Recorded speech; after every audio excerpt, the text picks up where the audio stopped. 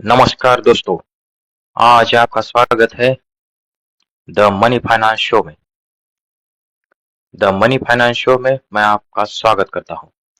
आज हम जानने जा रहे हैं कि होम लोन के बारे में, जो कि आप सब लोग को पता है कि हम होम लोन लेते हैं तो बहुत दिनों तक चलता है, यानी कि 25-30 सालों तक चलता है। और उसकी अमाउंट भी बहुत सारा ज्यादा होती है, 25, 30, 50 लाख तक का होम लोन होता है। जो हम ईएमआई पे करते हैं, तो 50 लाख का ईएमआई पे करते करते वो 50 लाख से भी दुगना हम होम लोन पे करते हैं, यानी कि बैंक उसको इंटरेस्ट रेट के तौर पर ज्यादा पैसा वसूलती है हमसे। तो इस समस्या का हम कैसे निवारण कर सकते हैं, कैसे समाधान कर सकते हैं, इसके बारे में हम आज चर्चा करेंगे। और हमारा होम लोन कैसे फ्री हो सकता है, ये छोटी सी ट्रिक के मदद से हम समझेंगे। ये सब कुछ फ्री नहीं होगा। आप तो अब सब जानते हैं कि there is no free lunch in this world, यानी कि कुछ भी फ्री में, मुफ्त में नहीं मिलता। थोड़ी सी ज्यादा पूंजी लगा के थोड़ी सी ज्यादा पूंजी लगा के हम ये सब होम लोन अपना फ्री कर सकते हैं। तो चले जानते हैं कि आज की डेट में होम लोन के क्या रेट चल रहे हैं, वो हम जान लेते हैं। आज की डेट में देखिए, होम लोन के रेट ऑफ इंटरेस्ट चल रहा है कि कोटक बैंक का चल रहा है 8.75, यूनियन बैंक का है 8.35%, बैंक ऑफ बड़ौदा है 8.4, central bank 8.5, bank of India 8.4, state bank of India जो कि देश की सबसे बड़ी बैंक है उसका 8.5, एचडीएफसी होम लोन्स का है 8.75, LIC housing finance 8.5, Axis bank 8.75, Canara bank 8.4, Punjab and Sind 8.5, IDFC first 8.85। हम सब देख रहे हैं कि ये रेट ऑफ इंटरेस्ट तकरीबन 8.4 से 9 के बीच में है। तो चलिए हमें समझ में आया कि rate of interest home loan का फिलहाल चल रहा है वो 8.4 से 9% तक। हम जब ये लोन लेने बैंक में जाएंगे तो तकरीबन हमें वो 8.4 दिखाते हैं, लेकिन वो 8.4 से देंगे नहीं। 8.6, 7, 8, 9 यहाँ तक हमें मिलेगा। समझते हैं कि हमें ये लोन 8.8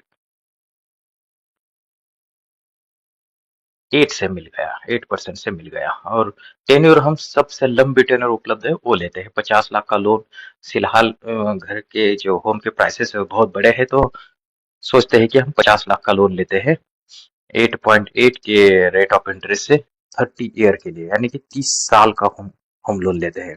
तो हमें ईएमआई आएगा 39,500 के आसपास। उसका प्रिंसिपल अमाउंट है 50 लाख की, जो कि हमने होम लोन लिया है।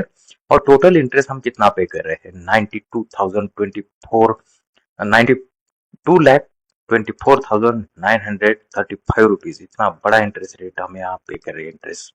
और टोटल अमाउंट कितना, कुल अमाउंट कितना पे कर रहे हैं, 1,42,24,935 बहुत ही बड़ी अमाउंट हम यहाँ पे कर रहे हैं।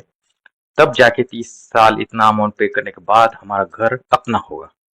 तो इस चीज में हम क्या कर सकते हैं, देखेंगे कि ये हम 50 लाख जो पे करे प्रिंसिपल अमाउंट, और जो इंटरेस्ट पे करे 92 लाख, जो कुल मिला के 1.4 करोड़ के आसपास होता है, वो सब हमें वापस मिल जाए।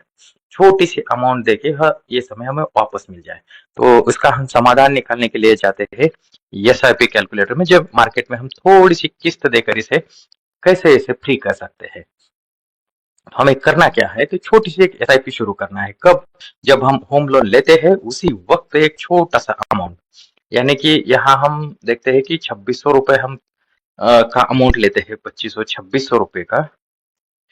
और तकरीबन उसका expected rate of return CAGR 14-15%। तो अमूमन इतने लंबे कालावधि के लिए हम एसआईपी करते हैं तो 14-15% का तो हमें CAGR मिल ही जाता है मार्केट में।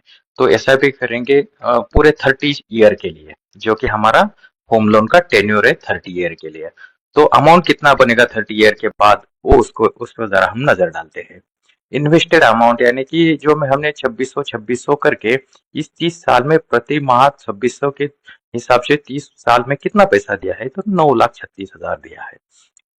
और उसका जो एस्टिमेटेड रिटर्न्स आया है वो इतना आया है 1.35 CR, और टोटल वैल्यू क्या बनेगा 1.44 CR।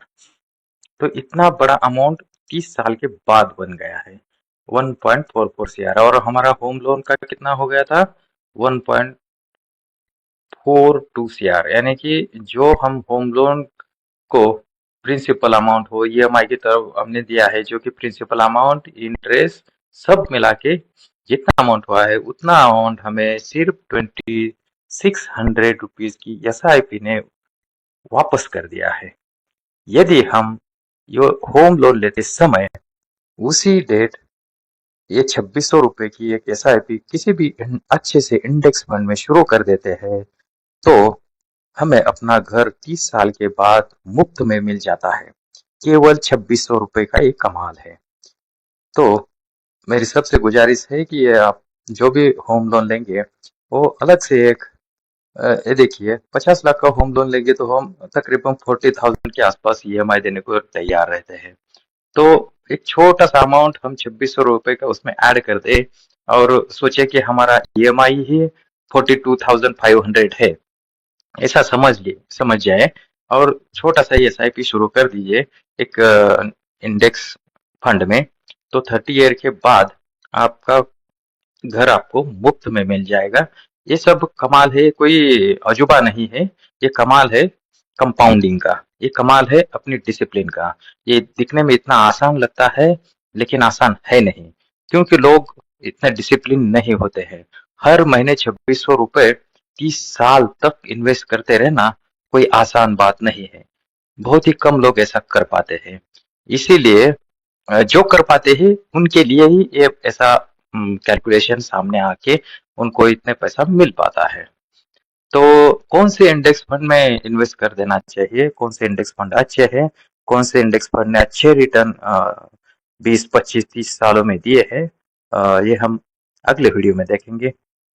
शुक्रिया।